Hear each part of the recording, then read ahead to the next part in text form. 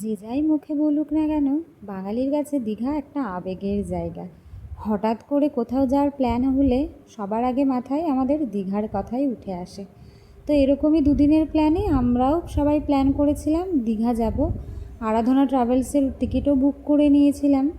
দুর্ভাগ্যবশত সবাই গেলেও আমি আর মা যেতে পেরেছিলাম না। দিদি জিজু এসছিল বলেই প্ল্যানটা করা হলো যে সবাই মিলে কদিন গিয়ে হই হুল্লোড় করে আসবো। মায়ের শরীরটা খারাপ করেছিল আর আমার অফিসে এমার্জেন্সি কিছু একটা কাজ পড়ে গেছিলো।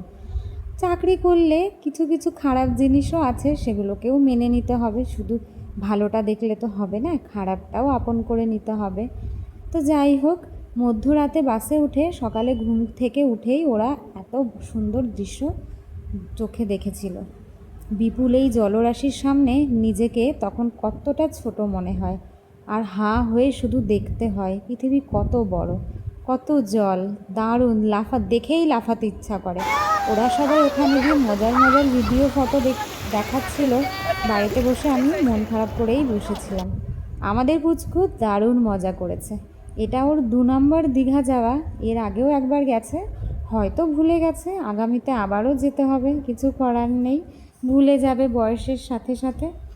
বাবা, বোন, দিদি, জিজু দারুণ মজা করেছে। দেখো তোমরা, টাইটানিক পোজে ফটোও তুলেছে। ওরা যেখানেই যায় না কেন নিজেদের মতো করে এনজয় করে। ছেলেকে তুলে দেয় বাড়ির অন্য লোকের দায়িত্বে, ব্যাস নিজেরা হিরো হিরোইনের মতো ঘুরে বেড়ায়। আর বোন যেহেতু ফরেস্টে চাকরি করে, তোমরা সবাই জানো ওদের রেস্ট হাউস থাকে ফরেস্ট ডিপার্টমেন্টের, সেখানেই মানে ওরা ছিল, সেটাই বুক করা হয়েছিল। এই একটা আমাদের বড় সুবিধা। জঙ্গলের মধ্যে রেস্ট হাউসগুলো হয় এত সুন্দর, যেটা টাকা দিয়েও বুক করা যায় না। আর আমার জন্য ওরা ফেরার সময় অনেক গিফট এনেছিল, তার মধ্যে এই একটা।